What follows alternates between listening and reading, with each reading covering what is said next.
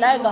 Magandang hapon sa lahat. So, kami ulit ang pangatlong pangkat at magpapatuloy namin ang pag-uulat, pagtatalakay ng topikong sining at agham sa pagtuturo. Pero ngunit bago natin simulan o ipagpatuloy ang pag-uulat, inaanyayahan ko muna ang lahat na magsitayo para sa ating panalangin.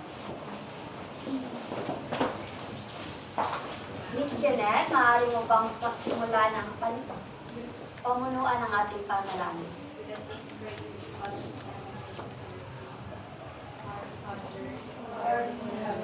Hallowed be thy name, thy kingdom come, thy will be done, on earth as it is in heaven. Give us this day our daily bread, and forgive us our trespasses, as we forgive those who trespass against us. And lead us not into temptation, but deliver us from evil. Magandang hapon sa lahat. Magandang hapon po, Pinipining Daray. Maaari na kayo maupo. Ngayon naman ako inaanyayahan ang tagapag-ulat sa hapon na ito. Sisimulan ni Binibining Jenny.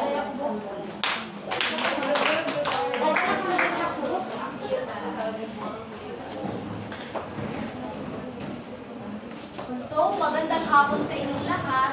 Muli, ako nga pala si Binibining Sangwesa at narito ako sa inyong harapan upang ipagpatuloy ko ang aming nasimulan noong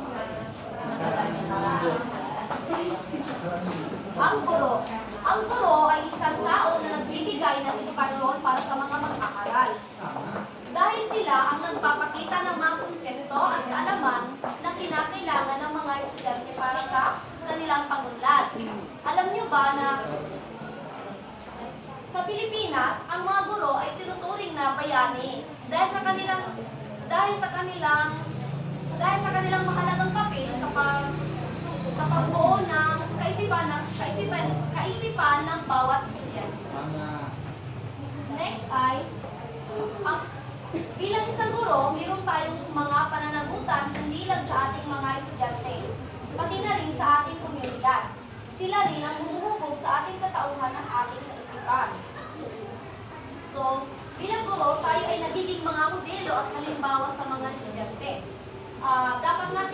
Dapat nating may pakita ang tamang pag-uugali, respeto sa iba at pagiging responsable. Ang ating mga gawi at kilos ay dapat maging inspirasyon sa mga estudyante at maging inspirasyon sa mga estudyante na maging mabuting mamamayan at aktibong bahagi ng ating komunidad. Ang guro. Ito ang pamilya. Ang isang guro ay dapat magtaglay ng kahandaang profesional ng katibayan na pagtatapos ng kurso sa pagtuturo o di kaya'y nakakakuha siya ng mga asignaturang edukasyon na nagdudulot ng kaalaman sa simulain ng edukasyon. Mga simulain sa likolohiyang edukasyonal at iba pang kaugnayan sa aralin.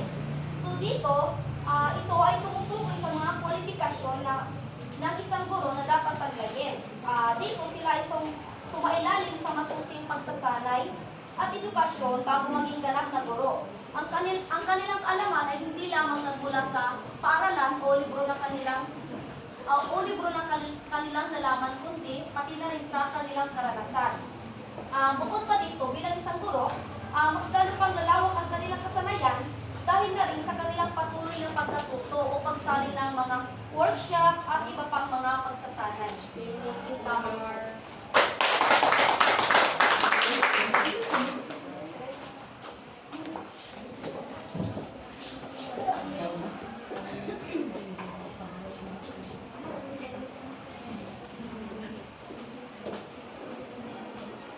Magandang hapon sa inyong lahat. Ako nga po pala si Binibining Kamirhayan sa Pigurita. At ngayong hapon ay tatalakayin natin ang mga tungkulin ng guro. So, merong anim na tungkulin ng mga guro. Ito ay una, ang guro ay tagapagturo. So, mahalaga ang tungkulin ito dahil nagbibigay ito sa guro ng responsibilidad na magturo ng mga kaalaman at kasanayan ng mga mag-aaral. So, ang mga guro ay ang nagtuturo sa atin ng mga mga kaalaman na kung saan nagagamit natin sa mga susunod o sa future na mga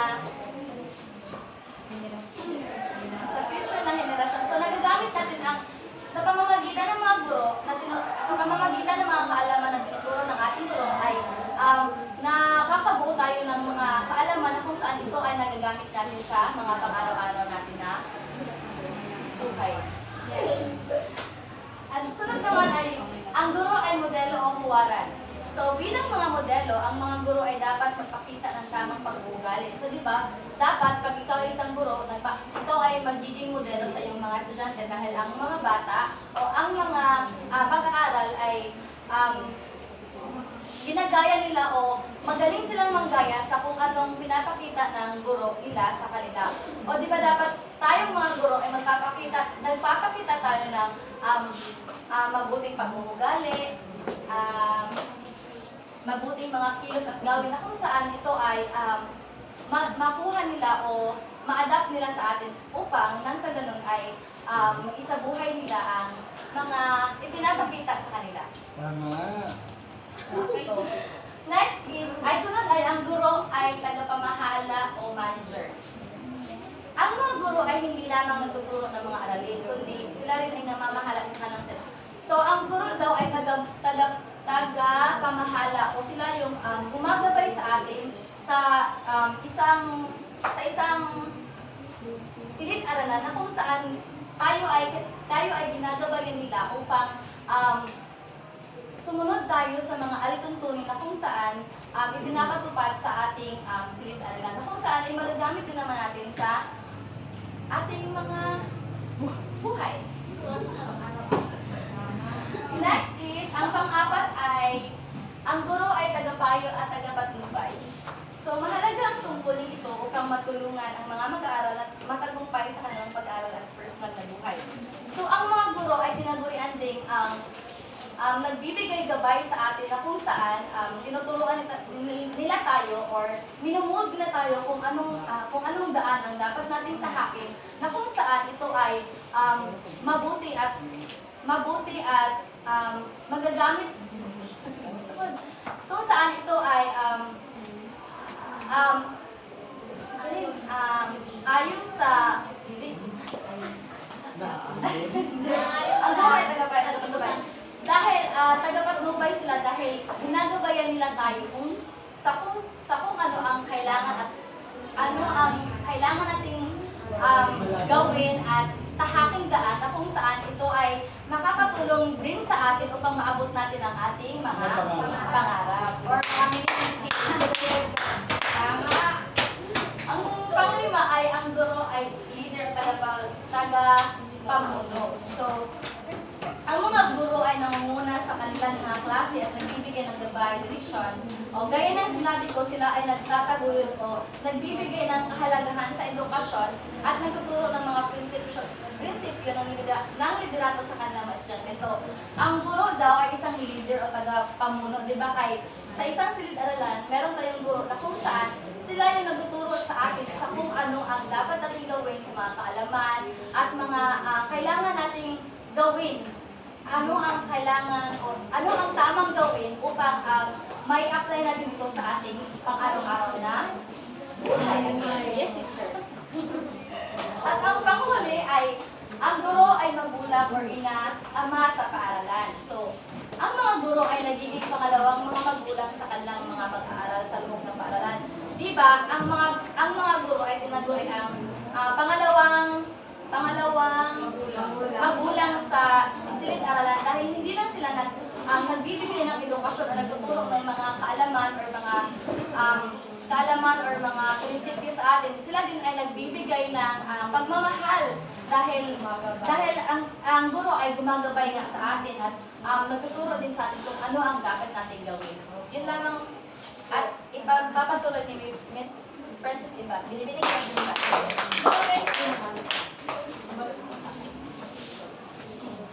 Okay, so magandang hapon sa inyong lahat. Ako po pala si Binibining Princess Lisa Riel. At ngayon ay ating tatalakayin ang epektibong guro. May pito ang epektibong guro. Una ay kasanayan meron ka talagang kasanayan sa pagtuturo dahil kung wala kang kasanayan sa iyong pagtuturo, kanang maboring bitaw ang maboring ang klase. Pangalawa ay kabatiran sa paksang itinuturo. So dapat meron ka talagang knowledge sa Tagalog, sa English, knowledge ang kabatiran. So dapat meron ka talagang kabatiran sa iyong mga paksang itinuturo sa iyong estudyante para meron din silang matutunan na mas malawak pa sa kanilang nalalaman. Tatlo, wastong sa loobin sa pagturo at sa asignaturang itinuturo. So dito, dapat meron ka talagang wastong sa loobin sa pagtuturo para meron kang wastong sa loobin sa iyong pagtuturo at pagbibigay ng asignatura sa iyong mga estudyante. At dapat, kung magbibigay ka ng asignatura, dapat assignment, pag-aaralin ang assignment, asignatura sa assignment. So dapat, meron ka wastong sa loobin sa pagtuturo ng isang asignatura para sa values, dapat meron kang wastong sa loobin para karang masundog sa imo mga estudyante. Then pang-apat, mga pangangasiwa sa silid-aralan. Pagkuhan, administrasyon, bali sa English ang pangangasiwa. So, dapat meron ka talagang pangangasiwa sa iyong silid-aralan dahil kung wala, ubot, di ba, makabantay lang, hindi organize ang ating silid-aralan kung wala tayong pangangasiwa or wala tayong administrasyon. Panglima, relasyong guro, pag-aaral. Ano yun? Teacher and student. So, naku tayo sa no. Then, pang-anim, kasanayan sa pag-i-evaluate ng mag-aaral. So, dapat meron talaga tayong kasanayan para i-evaluate natin ang ating mga estudyante. Pang-pito, panghuli, ay personalidad ng guro. So, dapat ikaw na guro, meron ka talagang personalidad para personality batasay. So, dapat meron ka talagang mabuting personalidad para ang iyong mga estudyante ay hindi takot sa iyo. Kaya di ba may ubad, rar, nako ay. So, dapat meron ka kung ikaw na guro, dapat may personalidad ka sa iyong sarili. Yun lamang po at magpatuloy kami. Go, Camille! Go, Camille. Go, go, go! Yung Pilipino.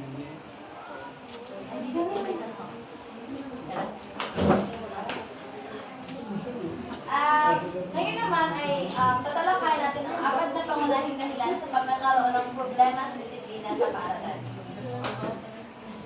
So, ang una ay ang hindi pagdisiplina ng mga magulang sa kabataan sa tahanan. So, ang mga bata sa kanilang tahanan ay hinahayaan lang ng kanilang mga magulang na kung saan nang dahil dito ay nawawala na sila ng disiplina sa kanilang bahay na kung saan nadadala nila sa paaralan ng kanilang hindi mabuting pag-uugali or asal. Sunod naman ay malabis na pagkalulong sa kabataan sa bawal na gamot at alak. So, di ba, mahirap pangaralan o turuan ang bata na kung saan siya ay addict sa mga bisyo or mahilig uminom at sigarilyo. Pangatlo ay pagpusyaw, pagbukas ng natiyang tradisyonal pagpapahalaga o values. So, di ba sabi nga nila na ang mga kabataan ngayon ay, hindi na pag-asa. Ang mga bata ngayon ay nawawala na unti-unti na silang nawawala ng respeto or nawawala na yung dating kanang nawawala na yung dating kanang Di ba nang elementary tayo meron tayong GMRC tapos ESP na kung saan kanang karon kay wala na tinanggal na di ba kanang Marcy? Oo. Oo. Binalikan ng ASP. Ibabalik right. At Pero ibabalik siya ibabalik. sa kuan. O yan yung dahilan na kung saan ang mga bata ay unti-unting nawawala ng respeto nang dahil sa pagbago or ang pagganagaling i-revise nila ang kanang traditional sa pag-aalap ng values. Pang-apat at panghuli ay pagkulang ng otoridad ng paaralan sa pagsugid ng problema. So, ang pagkakaintindi ko dito ay kanang ginatolerate gani sa teacher or kanang siguro wala ang teacher sa kanyang silid-aralan upang makakagaling laging or upang makagabay gani sa ilang mga student sa kanang sa mga bagay na mga ginagawa nila. Yun lang po, maraming salamat.